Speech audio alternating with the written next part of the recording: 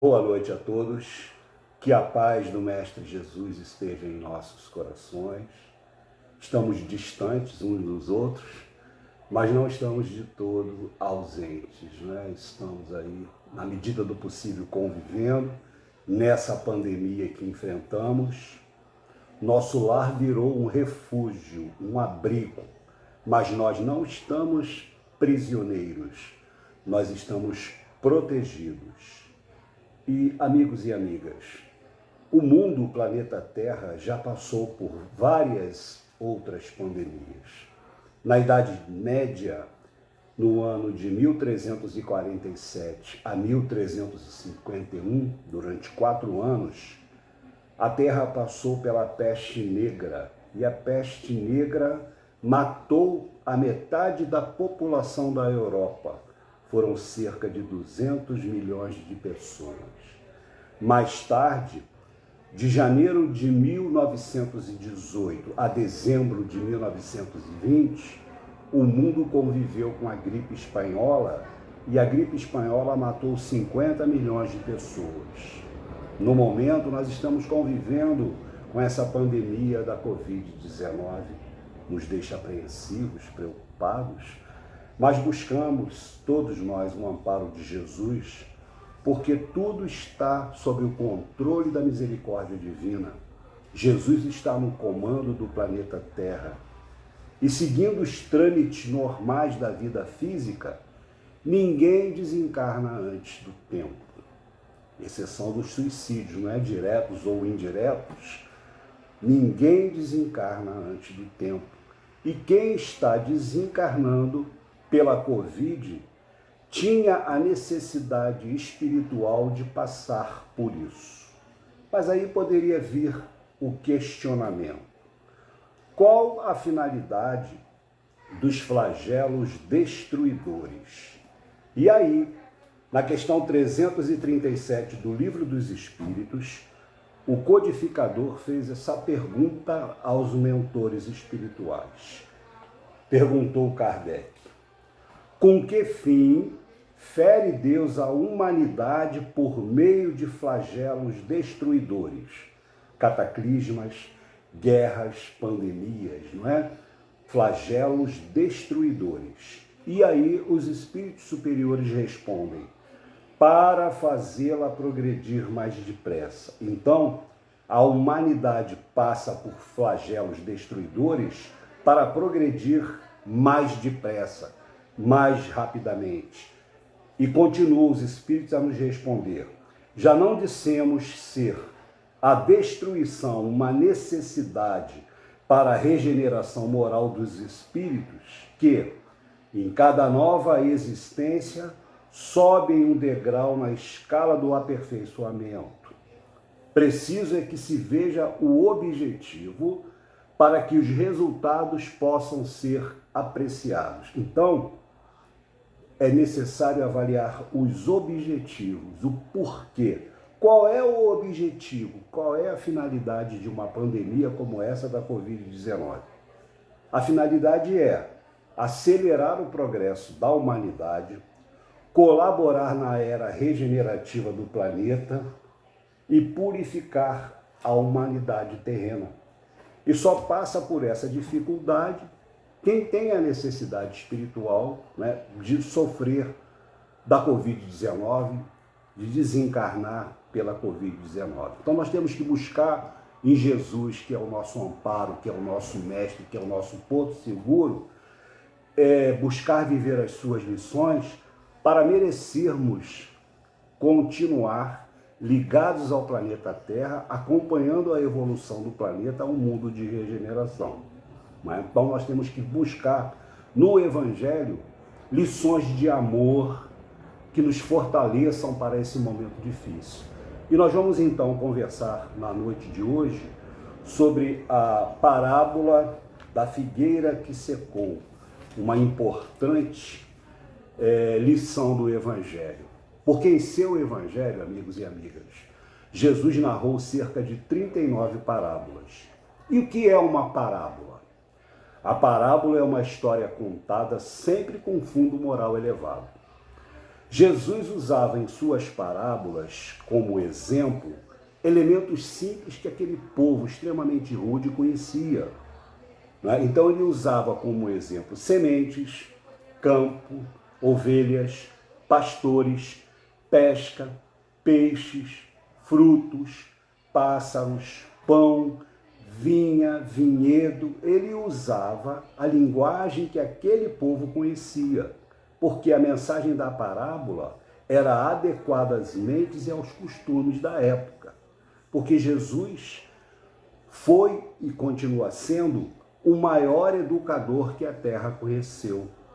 E a finalidade das parábolas era mostrar ao povo de forma velada, revelar aos homens a existência do mundo espiritual, né? Que é o reino de Deus que Jesus fala em várias parábolas, né? Que nós temos que chegar, temos que conquistar o reino de Deus. O reino de Deus está dentro de nós. Ele nos afirmou isso. Esse reino de Deus é a nossa perfeição moral e espiritual. Quando nós formos perfeitos, quando estivermos purificados, depurados, estaremos no reino de Deus, de posse da felicidade completa. E em relação às parábolas, nós devemos buscar sempre nos ensinos e nas parábolas de Jesus o seu sentido moral e espiritual. Porque Jesus falava ao espírito imortal que todos somos, falava para a nossa individualidade, o espírito imortal que somos. Todos somos uma individualidade que na presente reencarnação assumimos uma personalidade. Então, somos uma personalidade. O que temos? Eu, Paulo, nessa encarnação temporária, tenho uma personalidade que é ligada ao corpo, que é passageira, temporária. Num dia nós trocaremos de personalidade. Então, a personalidade é aquilo que temos. Mas somos individualidades. O que somos? Né? Pensar, sentir e agir. Nossa bagagem íntima e interior. Somos espíritos, encarnados ou desencarnados. Somos individualidade. Existimos e existiremos para sempre. Nunca teremos fim, somos imortais. Então vamos, a cada existência, assimilando, incorporando conquistas ao nosso patrimônio moral e espiritual, até que nós consigamos um dia chegar à condição de espírito purificado, porque aprendemos com a doutrina espírita que a vida é uma só, mas as existências são várias. Existimos ora no plano físico, ora no plano espiritual. E as lições de Jesus, elas são eternas e universais. Eternas porque vão valer para sempre. E universais que elas contam e valem em qualquer ponto dos universos físicos e espirituais. A parábola da figueira que secou, ela tem 2 registros evangélicos. Ela está registrada em Mateus, em seu capítulo 21, versículo 18 a 22. E no Evangelho de Marcos, no capítulo 11, versículos 12 a 14 e 20 a 26. Porque, amigos e amigas, todos os acontecimentos vividos e praticados por Jesus, seus ensinos, as manifestações espirituais, tudo foi anteriormente programado no mundo espiritual, antes da descida do Mestre a esse vale de lágrimas que é o planeta Terra. A sua caminhada entre nós foi toda programada com antecedência e com muito cuidado pelos mentores espirituais que dirigem o nosso planeta. E todos os espíritos que o secundavam, que o acompanharam na missão de trazer a boa nova ao planeta Terra, eram espíritos em alto grau de evolução. E, embora inconscientemente, eles tinham noção, eles conheciam a sua missão, sabiam o que fazer e como agir para ajudar a Jesus a implantar o seu reino de amor na terra.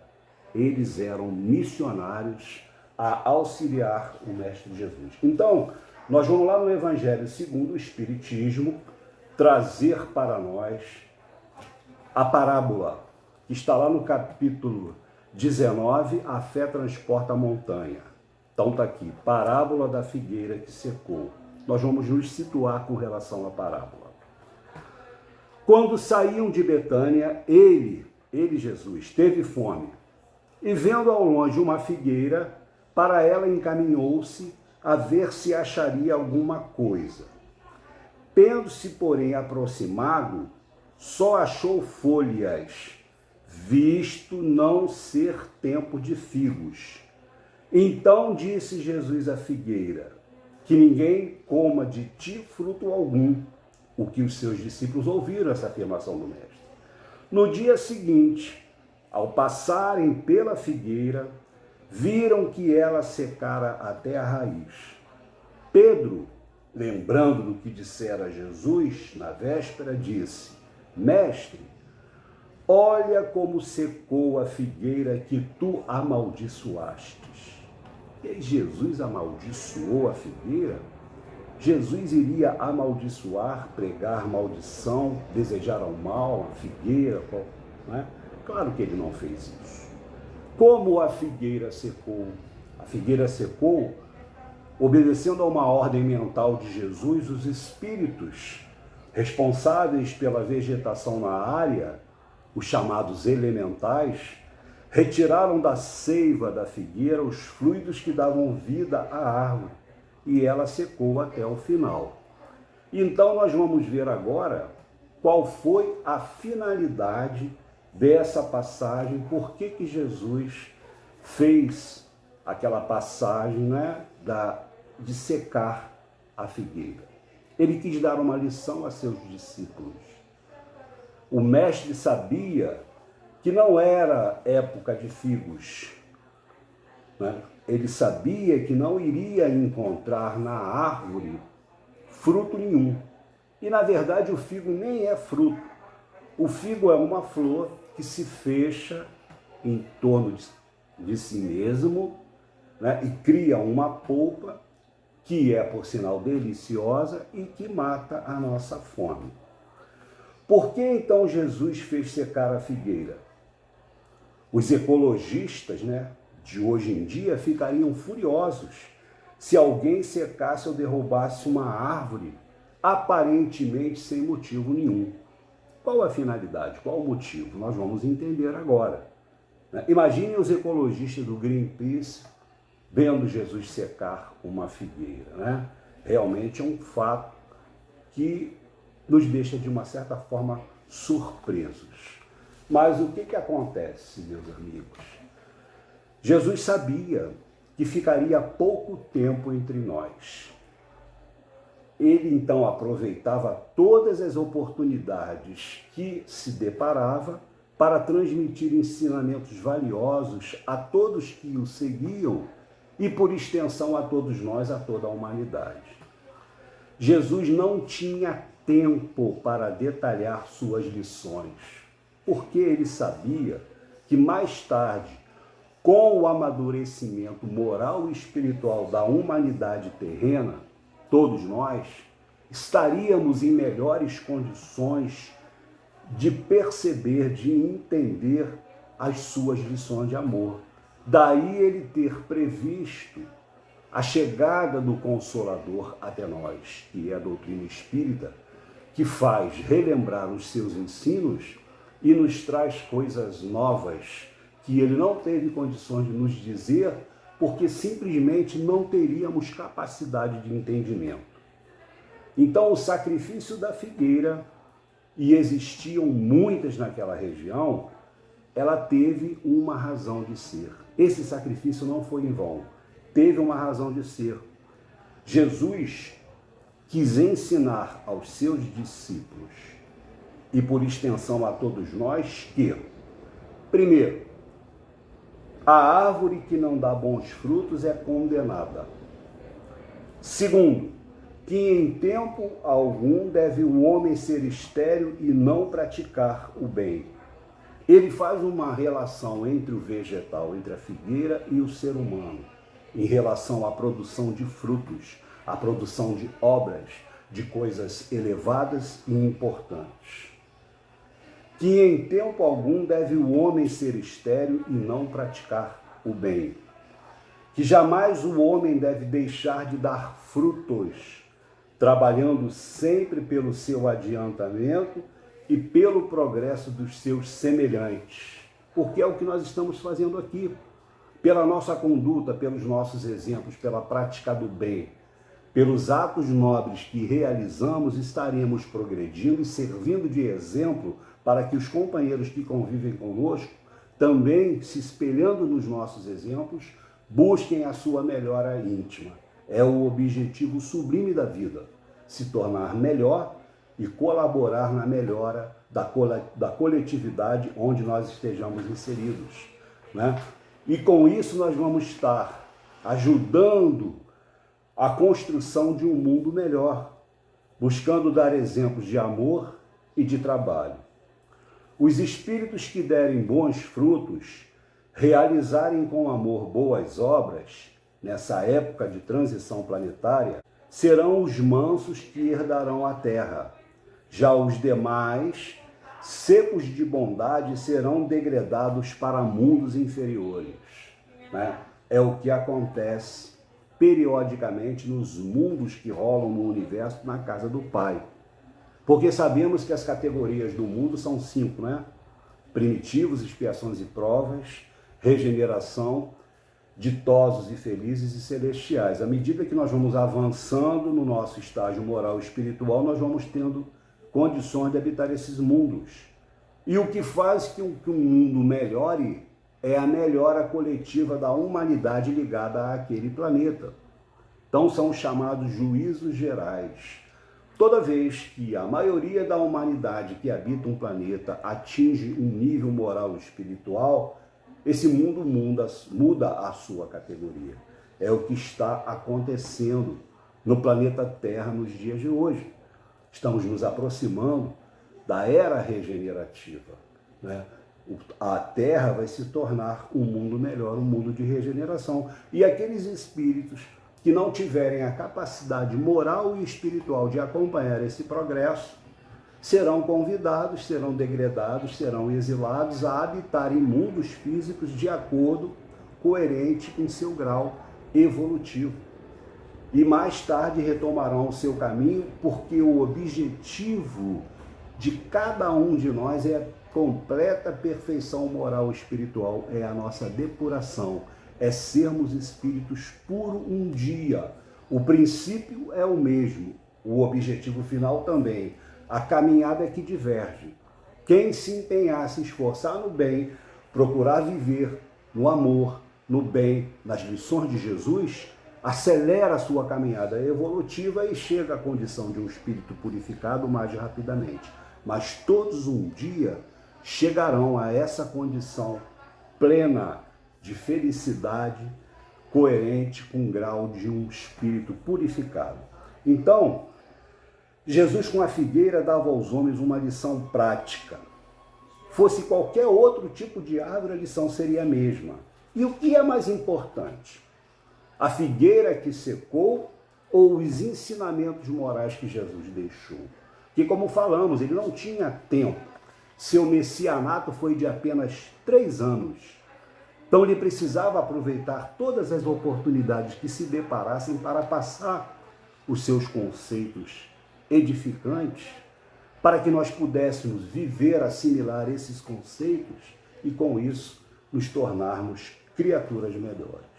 Então, meus amigos, para Jesus, a árvore não passou de um meio de que ele se serviu para que nós possamos compreender que temos que dar bons frutos, temos que agir no bem, temos que ser caritativos, nobres em todas as épocas da nossa vida, seja no mundo físico ou no mundo espiritual, buscando viver da forma como ele preceituou, condensando toda a lei e todos os profetas no mandamento de amar a Deus sobre todas as coisas e ao próximo como a nós mesmos, darmos bons frutos para evoluir, porque ninguém sofre para evoluir, nós evoluímos para parar de sofrer. Então devemos praticar boas ações, buscar agir no bem, praticar boa ação. No livro Consolador, na pergunta 185, o livro Consolador é um livro semelhante ao livro dos Espíritos, perguntas e respostas. Só que no Consolador, né, vamos mostrar aqui, essas perguntas foram endereçadas à personalidade, né, à individualidade, melhor dizendo, do mentor Emmanuel. Então, na questão 185, foi perguntado a Emmanuel: quais as características de uma boa ação? Quais as características de uma boa ação? E Emmanuel responde, e nós até sintetizamos a resposta, que a resposta é um pouco longa. Diz Emmanuel: a boa ação é sempre aquela que visa o bem de outrem e de quantos lhe cercam o esforço na vida. A melhor ação pode, às vezes, padecer a incompreensão alheia no instante em que é exteriorizada, no instante em que é praticada, em que ela é realizada, mas será sempre vitoriosa a qualquer tempo pelo benefício prestado ao indivíduo ou à coletividade.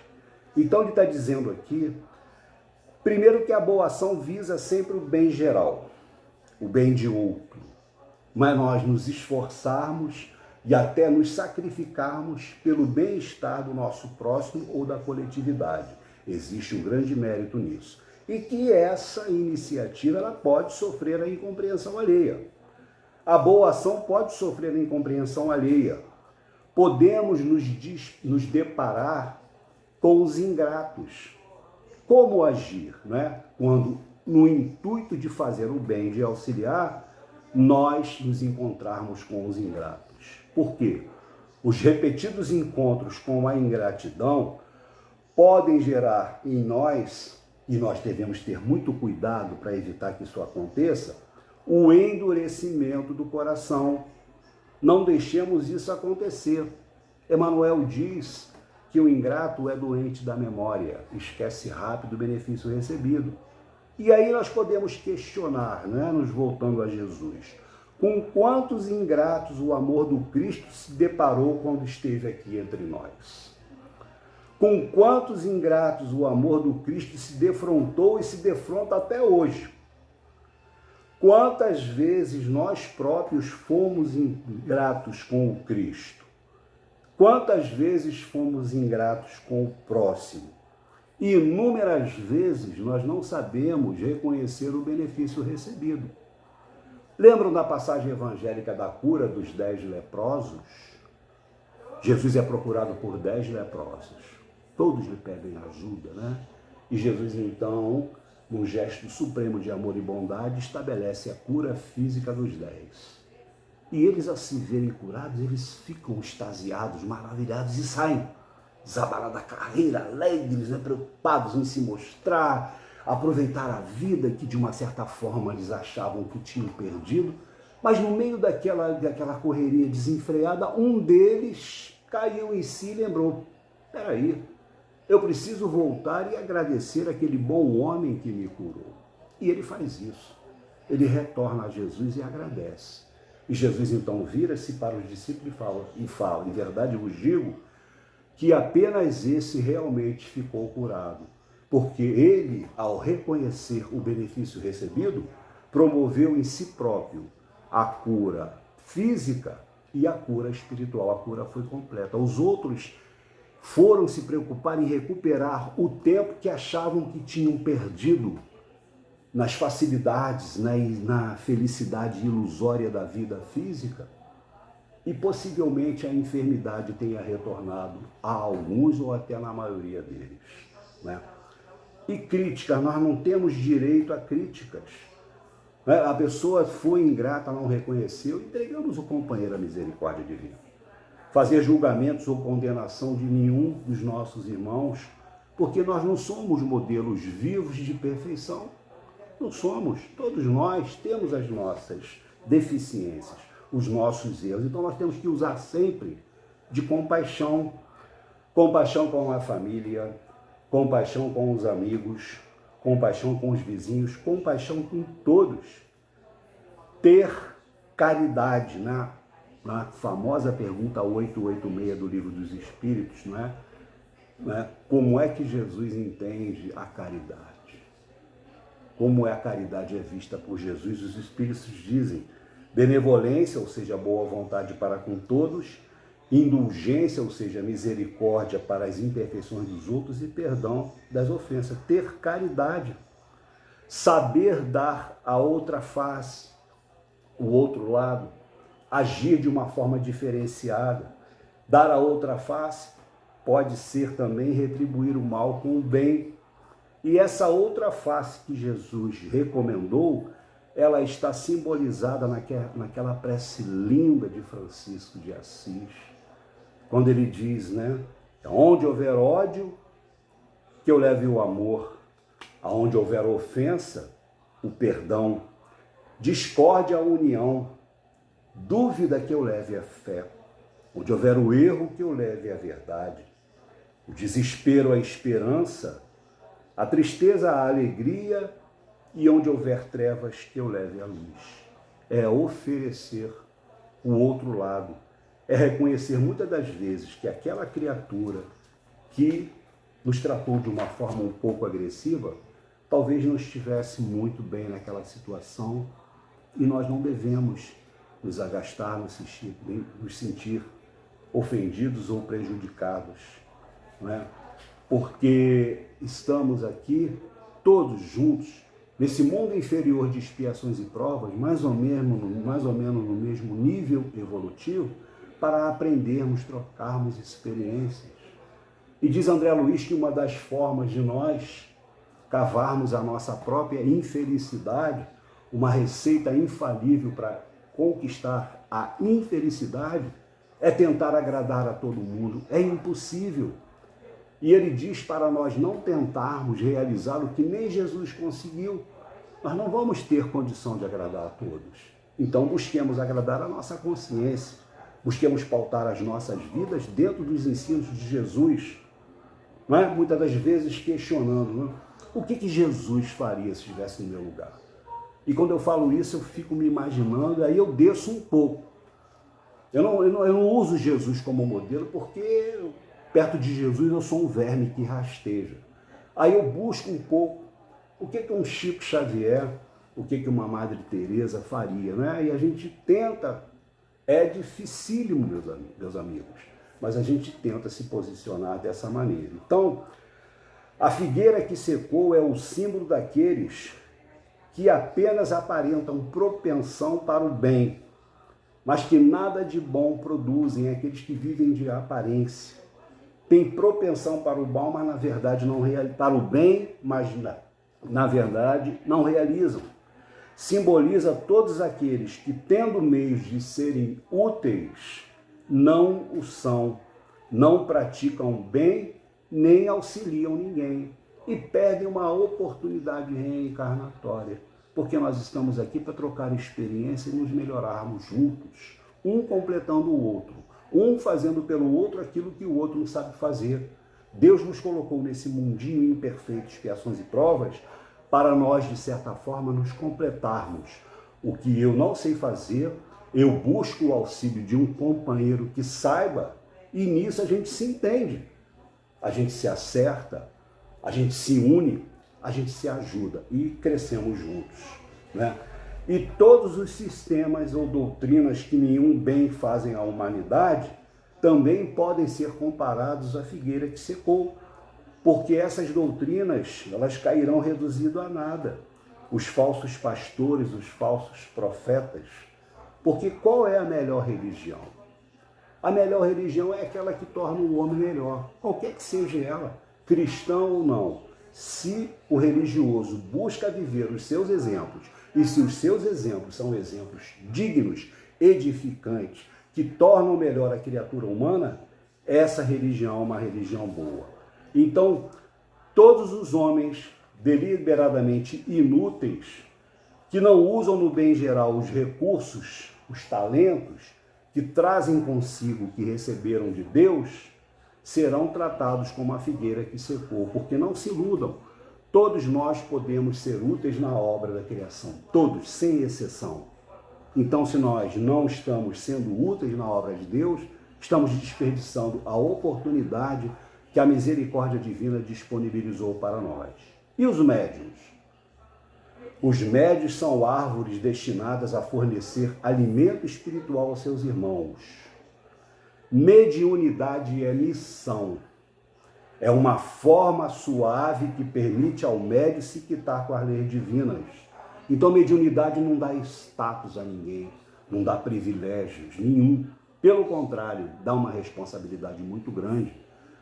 A criatura que reencarna com os dons mediúnicos aflorados, com aquela mediunidade objetiva, de tarefa definida, são criaturas, via de regra, grandes devedores do passado, que precisam se utilizar da ferramenta mediúnica como forma de se evoluírem melhor a Deus. Os que usam essa mediunidade de forma errada, fazendo comércio ou buscando seus dons em coisas fúteis, não buscando a sua reforma interior, são quais? A figueira estéril. Deus irá retirar deles o dom que se tornou inútil. A pessoa implora antes de reencarnar a possibilidade de se quitar com a lei através do bom uso da mediunidade. E chega aqui e esquece do compromisso assumido ou usa de uma forma indevida os dons que a misericórdia divina lhe proporcionou. E aí ele falha. E o que é mais importante? Ser um bom médium ou um médium bom? Um bom médium receptivo ao plano espiritual, recebe mensagens maravilhosas, importantíssimas, não é? Ou um médium bom, que pratica o bem, que auxilia, que é todo amor e bondade. Claro que o ideal é juntar, a boa educação mediúnica, ser um bom médium, com a prática do bem, sendo um médium bom, como foi e até hoje continua sendo o nosso querido Chico Xavier. Mas entre ser um bom médium ou um médium bom, é muito mais importante ser um médium bom, ser um homem bom, ser uma criatura boa, agir no bem geral. Porque o homem que propaga o bem, ele deve praticá-lo, senão as suas palavras soarão vazias, sem conteúdos, por não estarem firmadas em ação nobilitante. Nós precisamos viver aquilo que nós aprendemos. Estamos dentro da doutrina espírita. E eu costumo dizer, e os espíritos também afirmam, que o cristão é o religioso, aliás, o espírita é o cristão mais esclarecido que existe, o religioso com mais conhecimento. E muito será cobrado de quem muito recebeu. Então nós precisamos, sim, assimilar as lições espirituais, mas buscar vivenciá-las. Aqueles que se tornarem figueiras estéril, não colaborando no bem geral, como falamos, serão encaminhados para outros mundos. São aqueles semelhantes a árvores, com muitas folhas belas, uma copa frondosa, um tronco bonito, extremamente alto, com aquela aparência bonita, mas sem beleza exterior, sem conteúdo, sem embasamento espiritual, sem bondade, sem amor no coração. E isso muito pouco conta. Então, a mensagem que Jesus deixou para nós, o ensino que ele deixou para nós, um advento do ensinamento, da parábola da figueira que secou, é que nós temos que buscar ser boas árvores, dar bons frutos, dar sombra, auxiliar sempre, se possível ir além das obrigações, os gestos nobres, cumprir além do dever, ir além, se dedicar, se doar em benefício, como nos ensinamentos do Evangelho, que Jesus diz que se alguém te pedir o casaco, entregue também a capa. Se alguém te pedir que caminhe com ele 1 milha, caminhe 2 milhas. Nós temos que ir além, os gestos nobres. O que vai marcar a nossa boa chegada ao mundo espiritual quando desencarnarmos é a quantidade de desprendimento, de bondade praticada, de gestos nobres realizados, os amigos que fizemos, os benefícios que fizemos, as lágrimas que secamos em nome de Jesus, porque viver, amigos e amigas, é mais do que comer, beber, dormir, trabalhar, procriar, estudar, suprir necessidades materiais. É preciso para nós evoluirmos, de nós nos doarmos, de sermos úteis, de realizarmos gestos nobres em nossa caminhada pela terra. Aproveitarmos a bendita oportunidade que estamos tendo do conhecimento da doutrina espírita, que esclarece, que consola. Não buscar ver na doutrina espírita aquele facilitador material. A doutrina espírita é o consolador prometido por Jesus. Não é o solucionador dos nossos problemas pessoais. Os espíritos elevados, nem Jesus, nem Bezerra de Menezes, nem nenhum deles, faz por nós o que nos compete fazer. Nós temos os nossos deveres e obrigações a cumprir. São responsabilidades nossas. E devemos, sim, marcar a nossa presença, a nossa estada no planeta, buscando retornar ao mundo espiritual de uma forma melhor do que quando aqui chegarmos. Buscar sair de nós para atender ao próximo. Como falamos, o que irá fazer a diferença em nossa chegada ao mundo espiritual será a quantidade de atos nobres que nós tenhamos feito em nossa passagem pela terra. Ajudar a Jesus a secar as lágrimas daqueles que choram. Alguns anos atrás eu vivi uma experiência que até hoje me marcou muito. Dizem que não é muito bom se falar, né, de experiências pessoais, mas as experiências espirituais como essa que eu vivi nos marcam muito. O companheiro, até hoje eu lembro dele e peço a Deus por ele. Trabalhávamos no Distrito Industrial de Santa Cruz, nós morávamos no lote 15, e eu pegava a condução para a empresa lá em Parada de Lucas. Um belo dia, chegando ao ponto onde nós tínhamos que aguardar o ônibus que nos levaria à empresa, eu e um amigo que morava aqui em Caxias também, sempre nós íamos juntos, nós estávamos chegando no local onde o ônibus iria nos apanhar, e eu vi um jovem sentado numa mureta com 2 gargalos de garrafa na mão a se cortar. Ele passava pelos braços, ele estava sem camisa, ele passava no peito, na barriga, nas pernas. Gente, ele era sangue no rosto, da cabeça às pernas, aos pés. O meu amigo viu primeiro que eu e falou: Paulo, olha aquilo ali, que coisa. Aí ele ficou meio receoso, nós paramos um pouco, e aí eu me senti extremamente compungido com aquela situação e pensei, o que eu posso fazer para ajudar? Fiz uma prece e fui na direção do rapaz. Esse amigo, vai fazer o que lá? Não vai não. Eu fui, cheguei perto do menino, um rapaz ainda novo. Eu não sou muito afeito a gestos assim de delicadeza, uma das minhas maiores deficiências. Eu não consigo às vezes ser muito gentil, mas eu em prece, eu coloquei a mão na cabeça do menino, falei: meu filho. Ele olhou para mim e falou assim: nunca me chamaram de meu filho. E eu falei para ele: eu te chamo novamente, meu filho. O que você está fazendo? Por que você está fazendo isso? Você está todo machucado, você está todo cortado, todo ensanguentado. Não faz isso não, meu filho, você está se prejudicando.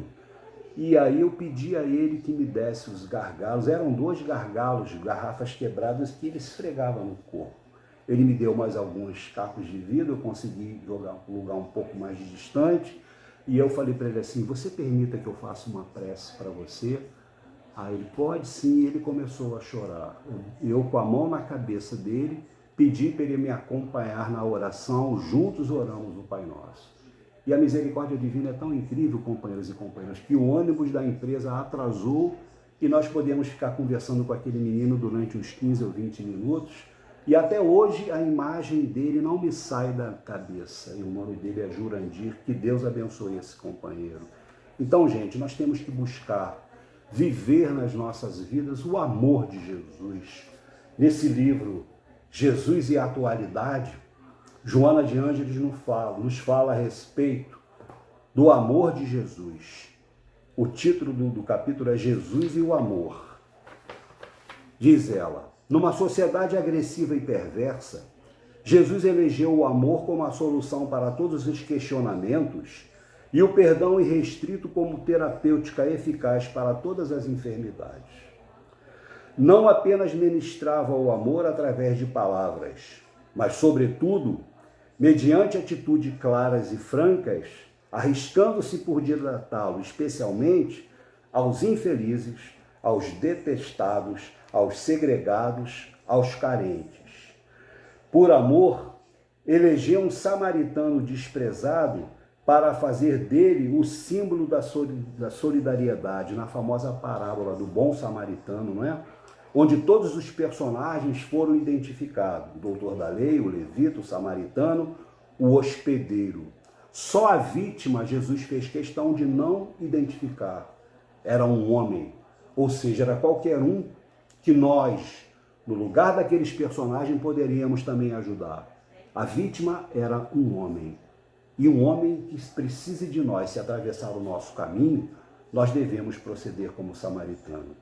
Jesus, com amor, liberou uma mulher equivocada, tirando-lhe o complexo de culpa, a famosa passagem com a mulher adúltera.